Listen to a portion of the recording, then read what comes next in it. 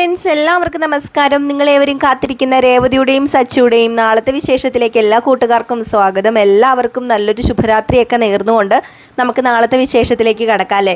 അപ്പോൾ ഇന്നത്തെ വിശേഷവും പ്രമവും ഒക്കെ ഇതിനകം വന്നു കഴിഞ്ഞു. അതുകൊണ്ട് നിങ്ങൾ കണ്ടിട്ട് ആകാംക്ഷപൂർവ്വം നോക്കിയിരിക്കുകയാണെന്ന് എനിക്കറിയാം. അതുകൊണ്ട് ഞാൻ പരമ ബോറാക്കുന്നില്ല കേട്ടോ. പറഞ്ഞ് നേരെ നാളത്തെ ആ ഒരു തുടങ്ങുന്ന സീനിലേക്ക് തന്നെ പോകാം. അങ്ങനെ നമ്മുടെ ശ്രുതിക്കുമൊക്കെ ആഭരണവും വസ്ത്രങ്ങളും ഒക്കെ എടുത്തുകൊണ്ട് നമ്മുടെ ചന്ദ്ര വന്നങ്ങോട്ട് നിരത്തി വെച്ചിട്ടുണ്ട്.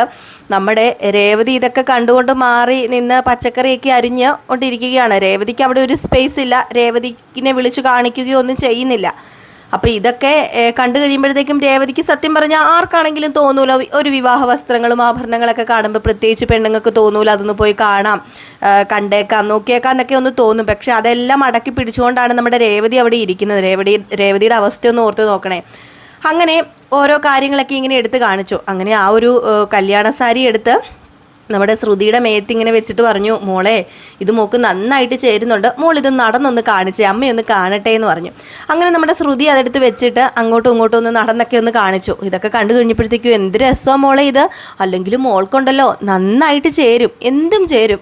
ചിലരിവിടെ ഉണ്ട്, എന്ത് ചെയ്യാനാ, എത്രയ്ക്ക് നല്ലതിട്ടാലും അങ്ങനെ തന്നെയല്ലേ ഉള്ളൂ.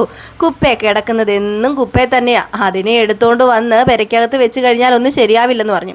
ഇത് കേട്ട് കഴിഞ്ഞപ്പോഴത്തേക്ക് നമ്മുടെ രേവതിനെ തന്നെയാണ് പറയുന്നതെന്ന് രേവതിക്ക് മനസ്സിലായി. അങ്ങനെ നമ്മുടെ ഭാമ പറഞ്ഞു, അതെ എൻ്റെ പൊന്നു ചന്ദ്രേ, നിൻ്റെ മരുമോളല്ലേ അതും, അവളെയും കൂടി ഇതൊക്കെ ഒന്ന് കാണിക്കണ്ടേന്ന് പറഞ്ഞപ്പം പിന്നെ കാണിക്കേണ്ട ചരക്ക്, അവളെ കാണിക്കേണ്ട കാര്യമൊന്നുമില്ല, അവളെ എന്തിനാ ഇതൊക്കെ കാണിക്കുന്നത്, അവൾ ഇങ്ങോട്ടേക്ക് തന്നെ വലിഞ്ഞു കയറി വന്നതാ എന്നൊക്കെ ഇങ്ങനെ സംസാരിക്കുന്നുണ്ട്. നമ്മുടെ ശ്രുതി ഇതൊക്കെ കേൾക്കുന്നുണ്ട് കേട്ടോ. കാരണം ശ്രുതി ഇതൊക്കെ കേൾക്കുമ്പം ആ ഒരു രീതിയിലല്ലേ നമ്മുടെ രേവതിനെയും വിലയിരുത്തുകയുള്ളൂ. കാരണം ചന്ദ്രനെ സ്നേഹിക്കുന്ന മരുമകൾ, ചന്ദ്ര വെറുക്കുന്ന മരുമകൾ, അപ്പോൾ ആ സ്നേഹിക്കുന്ന മരുമകൾ നമ്മുടെ രേവതിനെയും വെറുത്തു പോവുകയുള്ളൂ ഈ ഒരു വാക്കൊക്കെ കേട്ട് കഴിയുമ്പോഴത്തേക്കും.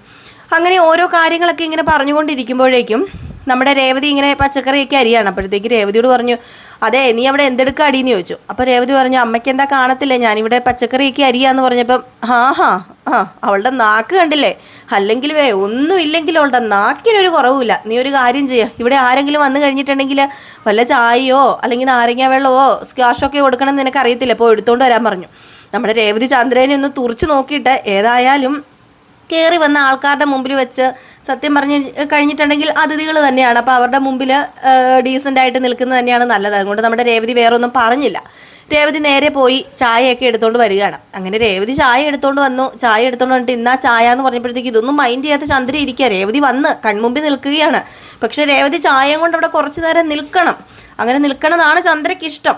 കാരണം വേലക്കാരിയാണല്ലോ, വേലക്കാരീനെ പണി ചെയ്യിപ്പിക്കുന്ന പോലെയാണ് അവിടെ ഓരോ കാര്യങ്ങൾ നമ്മുടെ രേവതിനെ കൂടി ചെയ്യിപ്പിക്കുന്നത്. അപ്പോൾ അതുകൊണ്ട് തന്നെ നമ്മുടെ ചന്ദ്ര മൈൻഡ് ചെയ്തില്ല. അപ്പോൾ അമ്മ ഇതേ ചായ എന്ന് പറയുമ്പോൾ പെട്ടെന്ന് നമ്മുടെ ശ്രുതിയുടെ കൂടെ ഉണ്ടായിരുന്ന കൂട്ടുകാരി ചായ ഇങ്ങ് താ ചേച്ചി എന്ന് പറഞ്ഞ് ചായ ഇങ്ങ് മേടിച്ചു. അവിടെ ഓരോ ഗ്ലാസ്സൊക്കെ വെച്ചു.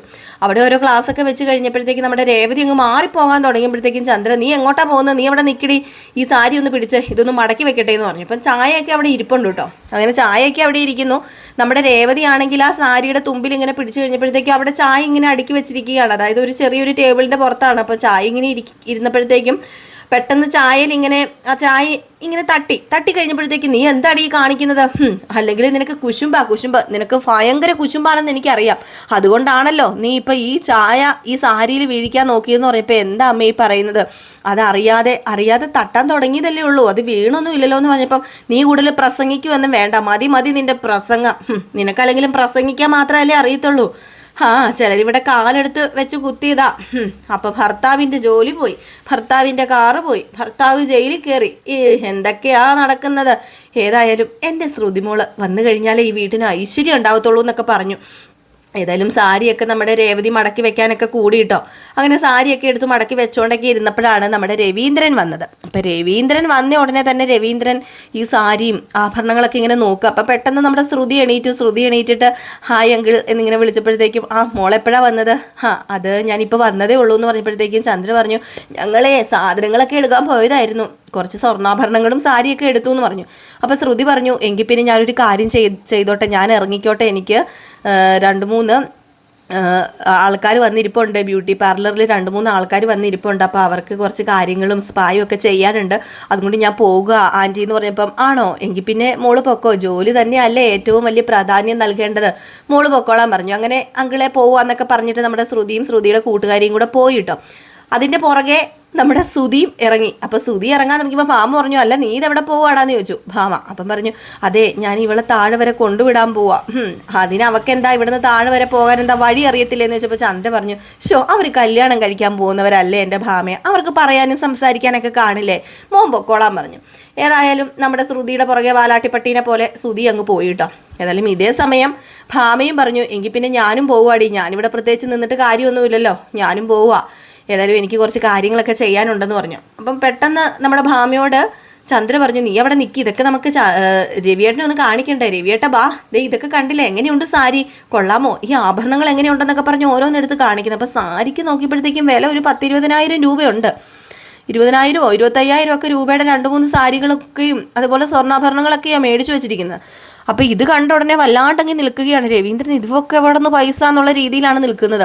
അപ്പം ഭാമ ചന്ദ്രയോട് പറഞ്ഞു, എടി നീ മര്യാദയ്ക്ക് ഇരിക്കടി, ഇതേ രവിയേട്ട നോക്കുന്ന കണ്ടില്ലേ എന്ന് പറഞ്ഞപ്പോഴത്തേക്കും നമ്മുടെ ചന്ദ്ര പെട്ടെന്ന് അതൊക്കെ എടുത്തിട്ട് എങ്കിൽ പിന്നെ ഇതൊക്കെ ഞാൻ കൊണ്ടുവയ്ക്കട്ടെ എന്ന് പറഞ്ഞ് കൊണ്ടുവയ്ക്കാൻ തുടങ്ങിയപ്പോൾ നമ്മുടെ രേവതി വന്നു. രേവതി വന്നിട്ട് പറഞ്ഞു, അമ്മേ വേണേ ഞാനിത് മടക്കി എടുത്ത് വെച്ചോളാന്ന് പറഞ്ഞപ്പോൾ, വേണ്ട നീ ഇതിൽ കൂടുതൽ തൊടുവൊന്നും വേണ്ട എന്നിങ്ങനെ പറഞ്ഞു കേട്ടോ. അല്ലെങ്കിൽ ചിലരെ കണ്ണുകളുണ്ടല്ലോ, കണ്ണങ്ങോട്ട് ഫലിക്കും, ചിലരെ കണ്ണ് തട്ടിക്കഴിഞ്ഞിട്ടുണ്ടെങ്കിൽ ഭയങ്കര ദോഷമെന്നൊക്കെ പറഞ്ഞു.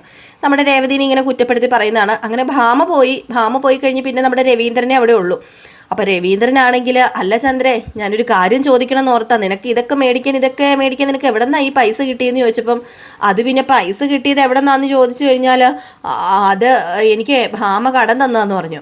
കടം മേടിച്ച് ഇങ്ങനെയൊക്കെ കൂട്ടുന്നത് അത്രയ്ക്ക് ശരിയാണെന്നൊന്നും എനിക്ക് തോന്നുന്നില്ല എന്ന് പറഞ്ഞപ്പം, പിന്നെ എൻ്റെ മകൻ്റെ വിവാഹം നല്ല ഗംഭീരമായിട്ട് നടത്തണമെന്ന് എനിക്ക് ആഗ്രഹമില്ലേ, ദേ എന്ത് ഗംഭീരമായിട്ട് നടത്തിയ വിവാഹമായിരുന്നു, എന്നിട്ട് എന്താ പറ്റിയത് ലാസ്റ്റ്, ദേ വന്നിരിക്കുന്ന കണ്ടില്ലേ, വീട്ടിന് വല്ല ഗുണമുണ്ടോ, ഒരു ഗുണവുമില്ല, ഭർത്താവിന് ഗുണമുണ്ടോ, ഒരു ഗുണവുമില്ല എന്നൊക്കെ പറഞ്ഞിങ്ങനെ സംസാരിക്കുമ്പോഴാണ് പെട്ടെന്ന് നമ്മുടെ സച്ച് കയറി വരുന്നത്. സച്ച് കയറി വന്നത് ഇവിടെ ഇങ്ങനെ സാരിയും കാര്യങ്ങളൊക്കെ ഇങ്ങനെ കണ്ടപ്പോഴത്തേക്കും, ഓഹോ ഇതെന്താ ഇവിടെ വലിയൊരു സംസ്ഥാന സമ്മേളനമോ, അല്ല ഇതെന്താ സാരിയും ഇത് സ്വർണ്ണപ്പെട്ടിയൊക്കെ ആണല്ലോ, എന്താ ഇതെന്ന് ചോദിച്ചു. അപ്പം ചന്ദ്ര പറഞ്ഞു, അതെൻ്റെ മകൻ്റെ കല്യാണമല്ലേ, മകന് ഡ്രസ്സ് എടുത്താന്ന് പറഞ്ഞു. നിങ്ങളുടെ മകൻ സാരി കൊടുക്കാൻ തുടങ്ങിയെന്ന് ചോദിച്ചപ്പോഴത്തേക്കും രവീന്ദ്രൻ പറഞ്ഞു, അതുമോനെ വേറൊന്നുമല്ല, ദേ സാരി ആ പെങ്കൊച്ചിന് മേടിച്ചാന്ന് പറഞ്ഞപ്പോൾ, ഓഹോ അപ്പം മരുമകൾക്കുള്ള സാരിയാണല്ലേ, അല്ല ഇവിടെ ആരും രേവതിക്ക് സാരിയും ചീലയൊന്നും മേടിക്കുന്നത് ഞാൻ കണ്ടില്ലല്ലോ എന്ന് പറഞ്ഞപ്പോൾ, അതിന് ഞാൻ മേടിക്കേണ്ട കാര്യമില്ലല്ലോ, നിൻ്റെ അച്ഛൻ വേണ്ടുവോളം കല്യാണത്തിന് മുമ്പായിട്ട് കൈ നിറച്ച് ലക്ഷങ്ങളാണല്ലോ നിൻ്റെ ഭാര്യയ്ക്ക് കൊണ്ട് കൊടുത്തതെന്ന് പറഞ്ഞപ്പം, ആ ലക്ഷത്തിൻ്റെ കണക്കൊന്നും നിങ്ങളിവിടെ പറയേണ്ട കാര്യമില്ല, പിന്നെ എൻ്റെ ഭാര്യയ്ക്ക് നല്ലൊരു സാരി തന്നെ മേടിക്കണം, കല്യാണമല്ലേ, അപ്പം പിന്നെ എൻ്റെ ഭാര്യയ്ക്കും വേണ്ട സാരി, ഒരു 10-20,000 25,000 രൂപ വില മതിക്കുന്ന ഒരു സാരി എൻ്റെ ഭാര്യയ്ക്ക് കൊടുത്തെന്ന് പറഞ്ഞിട്ട് എന്താ ഇത്ര കുഴപ്പമിരിക്കുന്നത്, ഇവളും ഈ വീട്ടിലെ തന്നെയല്ലേ, ഇവളും നിങ്ങളുടെ മരുമകൾ തന്നെയാ, അതുകൊണ്ട് എൻ്റെ ഭാര്യയ്ക്കും സാരി വേണമെന്ന് പറഞ്ഞപ്പോൾ, പിന്നെ അവളെ പോലെയല്ല, ദേ ഇപ്പം കയറി വരാൻ പോകുന്നവൾ വെറും പൂകെട്ടുകാരിയല്ല, ബ്യൂട്ടി പാർലർ സ്വന്തമായിട്ടുള്ളവളാ, ലക്ഷങ്ങൾ സമ്പാദിക്കുന്നവളാ, അല്ല ഇവളെ കൊണ്ട് ഈ വീട്ടിൽ എന്തെങ്കിലും ഗുണം ഉണ്ടായിട്ടുണ്ടോ എന്ന് ചോദിച്ചപ്പോഴത്തേക്കും സച്ചി പറഞ്ഞു, നിർത്തുന്നുണ്ടോ, നിങ്ങൾ കൂടുതൽ സംസാരിക്കുമെന്ന് വേണ്ട, അല്ല ഈ വിവാഹം ദേ എൻ്റെ വെറും എന്താ പറയുക സൗജന്യമായിട്ട് നിങ്ങൾ കണ്ടാൽ മതി, കാരണം ഇവന് എത്ര രൂപ എനിക്ക് തരാനുള്ളതെന്ന് അറിയാമോ എന്ന് ചോദിച്ചു. അപ്പോഴത്തേക്ക് നമ്മുടെ ശ്രുതി കയറി വന്നു കേട്ടോ. ശ്രുതി കയറി വന്നിട്ട് ഇതിൽ ഇടപെടുകയും ചെയ്തു. കല്യാണപ്പെണ്ണിനല്ലേ സ്വർണ്ണാഭരണങ്ങളൊക്കെ കൊടുക്കേണ്ടതല്ലാതെ ഇവിടെ വേറെ ആർക്കെങ്കിലും ആണോ എന്ന് ചോദിച്ചപ്പോൾ, നീ കല്യാണപ്പെണ്ണിൻ്റെ കാര്യവും കല്യാണത്തിനെ കുറിച്ചൊന്നും മിണ്ടണ്ട ശ്രുതി, നീ ചെയ്യുന്നത് എന്താണെന്ന് ഞാൻ പ്രത്യേകിച്ച് പറഞ്ഞു തരേണ്ട കാര്യമൊന്നുമില്ലല്ലോ, നീ ചെയ്യുന്നത് പരമ വൃത്തികേടാ, കാരണം എനിക്ക് പൈസ തരാമെന്ന് പറഞ്ഞല്ലേ, കല്യാണത്തിന് മുമ്പ് നീ എൻ്റെ കയ്യിൽ പൈസ വെക്കാന്ന് പറഞ്ഞിട്ട് വെച്ചോ, അല്ല നിങ്ങളുടെ തലയെ തൊട്ടല്ലേ സത്യം ചെയ്തത്, ഇനിയിപ്പം ഞാനൊന്നും പറയുന്നില്ല എന്നിങ്ങനെ രവീന്ദ്രനല്ല സച്ചി പറഞ്ഞപ്പോഴത്തേക്ക് രവീന്ദ്രൻ പറഞ്ഞു, മോനെ മിണ്ടാതിരിക്കുക, വിവാഹമല്ലേ, നമുക്ക് രേവതിക്ക് സാരി മേടിച്ചാൽ പോരെന്ന് ചോദിച്ചപ്പം, മേടിച്ചാൽ പോരാ, മേടിക്കുക തന്നെ വേണം, എത്ര രൂപയുടെ സാരിയാണോ കല്യാണപ്പെണ്ണിന് മേടിക്കുന്നത് ആ വിലയുടെ സാരി തന്നെ മേടിക്കണം രേവതിക്കും എന്ന് പറഞ്ഞു. ഏതായാലും ഇതൊക്കെ കേട്ട് കഴിഞ്ഞപ്പോൾ സത്യം പറഞ്ഞാൽ രേവതിക്ക് സന്തോഷമായിട്ടോ. 20,000 രൂപയുടെ 25,000 രൂപയുടെ സാരി കിട്ടുന്നതിനല്ല സന്തോഷം, നമ്മുടെ സച്ചി സപ്പോർട്ട് ചെയ്തൊന്ന് സംസാരിച്ചല്ലോ, ഏതായാലും നമ്മുടെ സച്ചിയുടെ അടുത്തേക്ക് രേവതി പോയി. അപ്പോൾ അത് കഴിഞ്ഞപ്പോഴത്തേക്ക് രേവതിയോട് രവീന്ദ്രൻ പറഞ്ഞു, നീ ഒരു കാര്യം ചെയ്യും, ഇവന് കൊണ്ടുപോയി ഫുഡ് കൊടുക്കുക, വെറുതെ എന്തിനാ ഇവിടെ നിന്ന് വഴക്ക് കൂടുന്നത്, നീ പോടാന്ന് പറഞ്ഞു. ഏതായാലും നമ്മുടെ സച്ചി നേരെ ചോറുണ്ണാനായിട്ട് ചെന്നിരുന്നപ്പോഴത്തേക്കും താങ്ക്സ് പറഞ്ഞു നമ്മുടെ രേവതി. അപ്പോൾ എന്തിനാ താങ്ക്സ് എന്ന് ചോദിച്ചപ്പം അത് വേറൊന്നിനുമല്ല, എന്നെ സപ്പോർട്ട് ചെയ്ത് സംസാരിച്ചില്ലേ, അത് ഞാൻ നിന്നെ സപ്പോർട്ട് ചെയ്ത് സംസാരിച്ചാണോ, എനിക്കേ ആ സുധീനെ കണ്ണെടുത്താൽ കണ്ടുകൂടാ, എൻ്റെ അച്ഛൻ്റെ പൈസ കൊണ്ട് കളഞ്ഞല്ലേ, ആ ദേഷ്യം ഞാൻ തീർത്താന്ന് പറഞ്ഞു. അപ്പം പറഞ്ഞു, അപ്പോൾ എന്നോട് ദേഷ്യപ്പെട്ടോണ്ട് സംസാരിച്ചല്ലേന്ന് ചോദിച്ചപ്പം ഹേയ് നിന്നോട് ദേഷ്യപ്പെട്ടെന്ന് ഓർത്തോണ്ട് ഇപ്പോൾ എനിക്ക് എന്താ പ്രശ്നം എന്നിങ്ങനെ ചോദിച്ചിട്ട് നമ്മുടെ സച്ചി അങ്ങ് പോയപ്പോൾ രേവതിക്ക് സങ്കടമായിട്ടോ.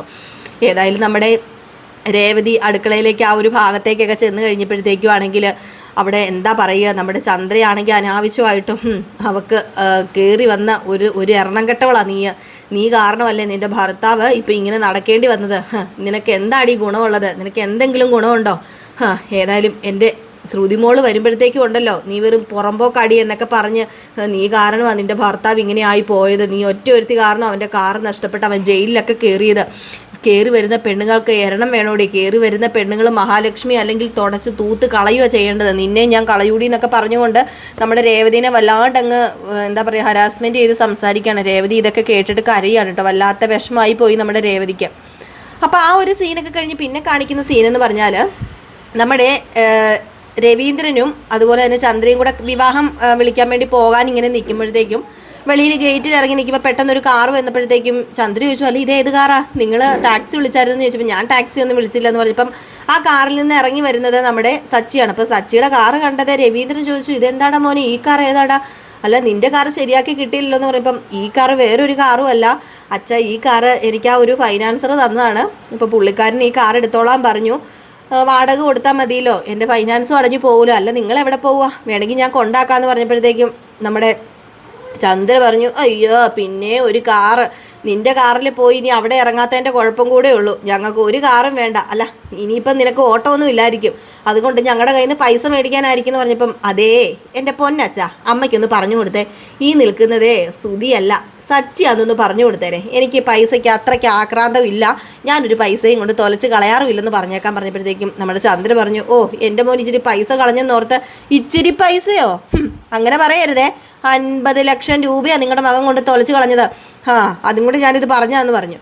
അത് അപ്പോഴത്തേക്കാണെങ്കിൽ നമ്മുടെ രേവതി ഇറങ്ങി വന്നു കേട്ടോ, രേവതി ഇറങ്ങി വന്നതും നിങ്ങൾ വന്നോ എന്നാൽ ഫുഡ് കഴിക്കാൻ പോകാമെന്ന് ഇങ്ങനെ പറയാൻ തുടങ്ങിയപ്പോഴത്തേക്ക് പെട്ടെന്ന് ആരോ ഫോൺ വിളിച്ചു അപ്പോൾ ഓട്ടം വിളിച്ചപ്പോഴത്തേക്ക് നമ്മുടെ സച്ചി പറഞ്ഞു, എന്നാൽ പിന്നെ ഞാൻ ഓട്ടം പോകാമെന്ന് പറഞ്ഞു. അപ്പോൾ രേവതി പറഞ്ഞു ഫുഡ് കഴിച്ചിട്ട് പോകാമെന്ന് പറഞ്ഞപ്പോൾ ഹേയ് വേണ്ട ഞാൻ ഓട്ടം പോകാൻ നീ കഴിച്ചോളാൻ പറഞ്ഞു.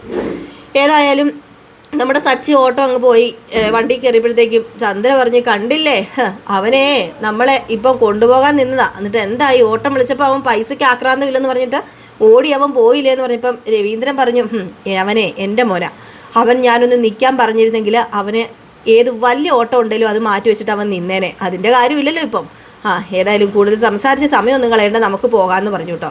അങ്ങനെ നമ്മുടെ ചന്ദ്രയും രവീന്ദ്രനും അങ്ങ് പോവുകയാണ് ചെയ്യുന്നത്.